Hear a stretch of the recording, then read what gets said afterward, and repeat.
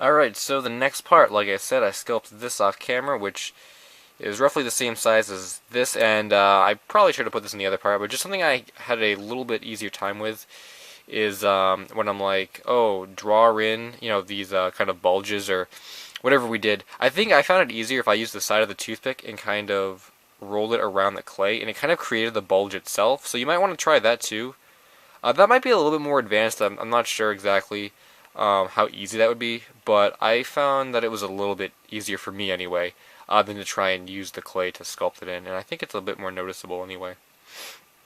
But yeah, this is a learning process for us all. Like I said, I haven't sculpted a Samus in a while, but I think this is going pretty well as it is, and I kind of like doing things on the fly just to kind of see, um, how good I can get it. Kind of like kind of going along like a tutorial with you guys. You guys are watching me sculpt as I try and sculpt this for myself. So anyway, yeah. Now we're going to move on to the arm cannon, and I'm going to try and promote something again that I don't normally promote because it's kind of difficult to do, but I don't have any dark green, and I would very much like to use dark green for this, so I'm going to try and mix some clay, which have gotten some mixed results. No pun intended. Actually, that was a completely intended pun. But I've gotten mixed results with this. Sometimes it works well, sometimes it doesn't. I think it depends on what colors you use. So I'm going to try and make a dark green with some black and some green. And I have no idea if this is like paint or any other color mixing thing where, like, I'm assuming it is, like, the more color you use of a certain, or the more you use of a certain color, then, like, the darker or lighter the shade will be. But I actually have no idea with clay. I feel like it's a completely different substance, so it doesn't work in the same way. But I'm going to kind of just mix this together, and I guess if you guys didn't have any green or dark green clay, you could try this too. And I don't think it's going to take too long to mix, and I actually think it's working, guys. I always seem to have, I remember like back in the day when I tried to mix clay, it never really worked out. But I guess I just wasn't mixing it hard enough because I really, like, you really gotta, like, really kind of, like, push this clay into each other. But I guess if you get it right, it is dark green. This is dark green, guys. I think we actually did that for the fox one, too. I'm like, oh, I need a light green, so I think we made light green. So, cool. Alright, mixing clay worked, and this is a lot, I haven't even finished working it in, and already you can tell it's a much darker shade. So, cool. It worked. Let me just kind of work it together a little more, and I guess you would need to make as much as you needed for the arm cannon. I'm not sure how much we're actually going to need, but you can just make whatever, or just use some dark green if you have some, but whatever. It worked, so, alright, let me kind of clean this area here, and I'm going to keep this arm here. Actually, I guess I'll keep both of them here. I'll move this, because we are going to need this for kind of size. Alright, so I guess I made maybe a little too much, or, I don't know. I'm sure I'm going to need some more for detailing and stuff, so roll it like this, and what I want to do is make sure that it's, I think her arm cannon is a bit longer, so I would say probably like that is probably a pretty good size, because we're going to be flattening it and doing some other stuff to it. So first up, I guess we'll work from the top down. I think I usually do this maybe when I do a Samus. So first I'm going to just roll the toothpick along this kind of top area, like that, and then kind of flatten it. And what that actually did is it created kind of an indent that's reflective of the top of the arm cannon, like that. It's kind of all it did. I think I'm going to pinch the top of it a little bit more, just to kind of make this top a little bit more angled. So there we go.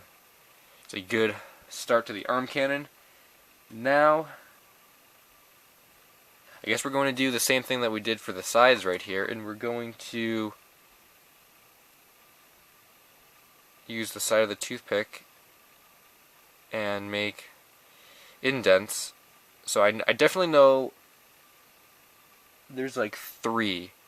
So I guess that's 1, Again, they should kind of be close to each other, I guess, and make sure you're kind of going along the same path, you know, like, so you're not like going this way and then you angle it downward and really screw up.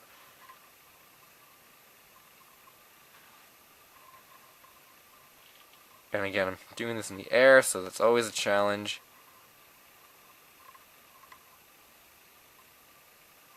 I guess to work on such a small scale, again, it is kind of challenging to get this right anyway. But rolling along should work like that. Then maybe gonna push it down a little bit. So that created some nice texturing right there on the arm cannon. And now looks like we are going to be adding some more. Actually, that is really nice. Going to be adding some more clay, I believe, at this point. Yeah, I'm not going to add the yellow details until later on. So we got this going on. Camera. There you go. I'm going to make this into a kind of a square by pushing on the sides, rotating it like that. And then I'm going to angle it down by pushing it that way and then that way. So it kind of angled it downward. It's going to be top of the arm cannon right here.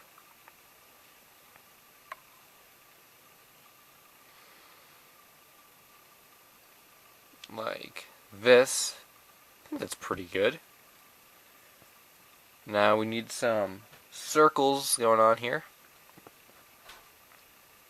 So I made a circle and pushed it, flattened it, and that's one. I'm going to do it again because it looks like there is kind of two circles, kind of like an indent, or kind of like it's raised up a little bit. And I guess you could either use a toothpick to kind of mush the clay into each other, or you could just kind of use your finger. I guess you could you didn't even, well, I mean, you know, just to kind of get it on so that the clay would stick, but I guess you don't really need to remove that this really thin little line around here, if you can kind of see that, because it looks like there is a really thin line in the artwork anyway. And I'll be honest, guys, I'm having a lot less difficulty than I thought I was going to have with the arm cannon. I'm surprised it's going along this well.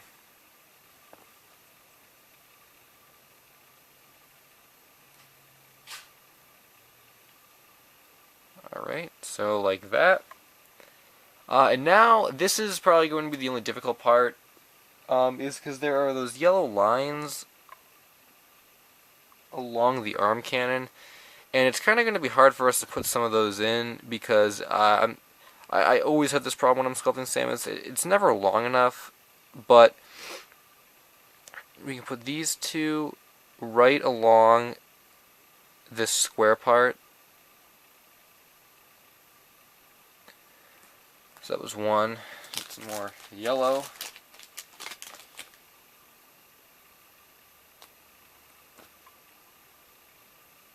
And then we can put another one right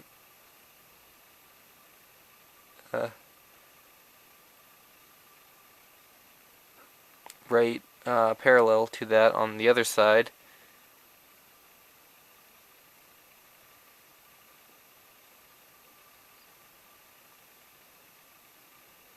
Come on. Yeah, I said parallel, so make sure they're as even as they can be, kind of to each other. And then there's some more kind of on the sides, and this is kind of where our creative license is going to come in, because again, working on such a small scale, like, I really like how that looks. I think it looks really good. So I'm just going to kind of put it. The yellow clay is breaking. I'm going to try and put it just slightly next to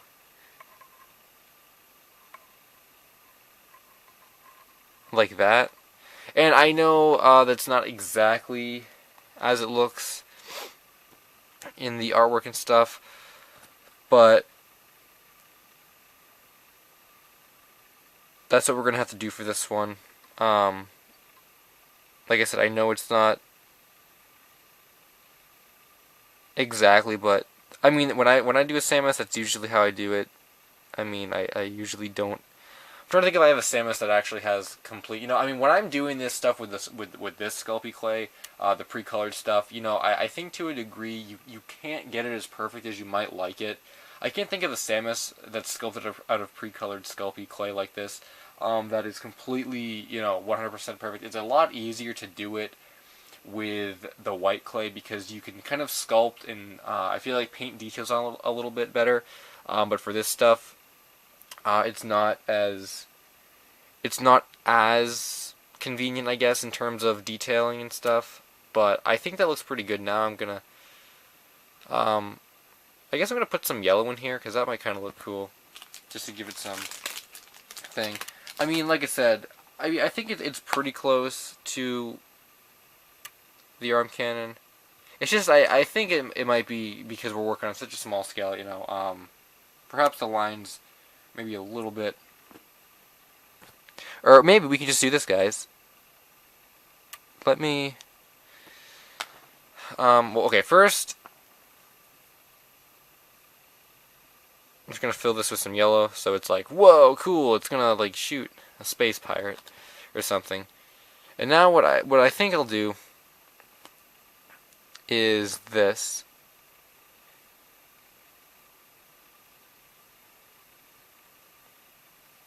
I'm going to take some more yellow and extend it down kind of to where this part is of the bumps that I was making mention of, or that we did earlier. We're going to extend the yellow down there like that, so it goes a little farther. And then I'm going to just add one more all the way around.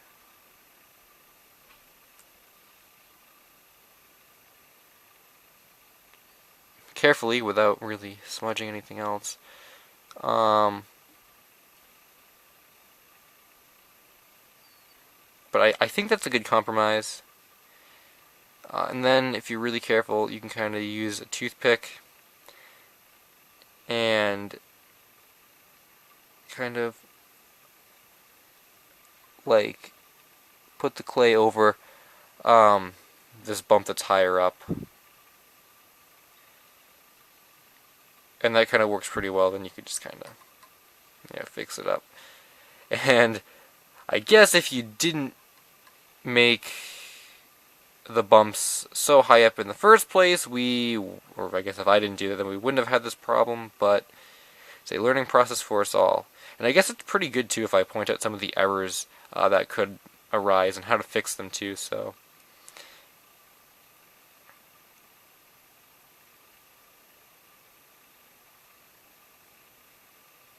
Alright, now it looks a little bit better, I think.